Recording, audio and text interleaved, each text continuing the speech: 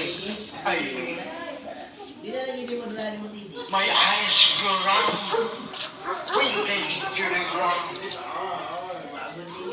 imagining the stakes, what to be loved, hard to paint, my fist to close, never do, not even one appears on my mind. Time of loose, last night forsaken, out of eagerness over the curtain, deed of memories, grasping my neck, torturing my body and soul to pain.